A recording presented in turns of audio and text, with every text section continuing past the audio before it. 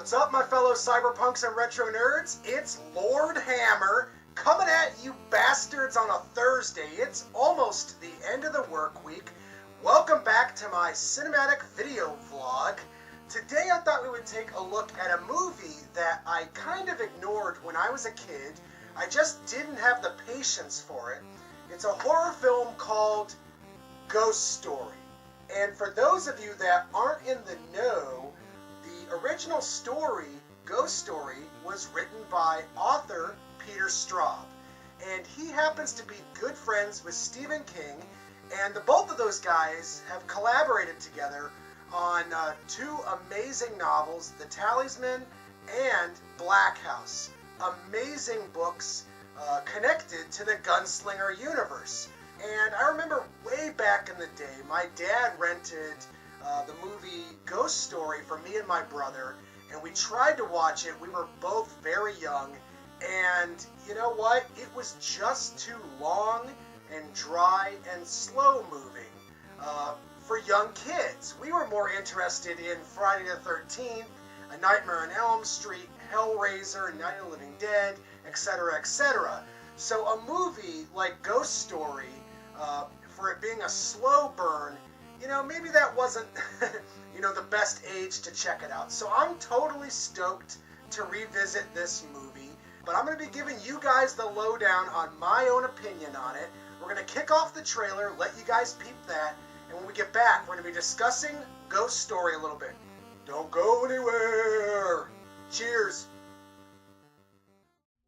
The house is so empty, the town is so still. The truth, never buried, has come back to kill. The cold wind shrieks, the full moon's pale. The time has come to tell the tale. Fred Astaire, Melvin Douglas, Douglas Fairbanks Jr., John Houseman. Ghost Story, based on Peter Straub's terrifying bestseller, Rated R. Now playing at a theater near you.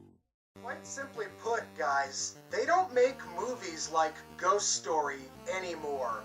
And I do realize that's kind of an old guy's sentiment, but I feel like it's apt for this movie. They just quite simply don't make, Hollywood big budget movies like this anymore. There was just something about the films of the 1980s that had this kind of, down and dirty, organic feel to them. The experimental 1960s and 70s.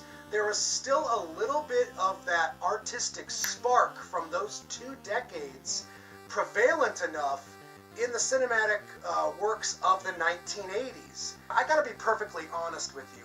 I can't see a lot of young people today getting into a movie like Ghost Story. It's just far too slow and deliberate in its pacing.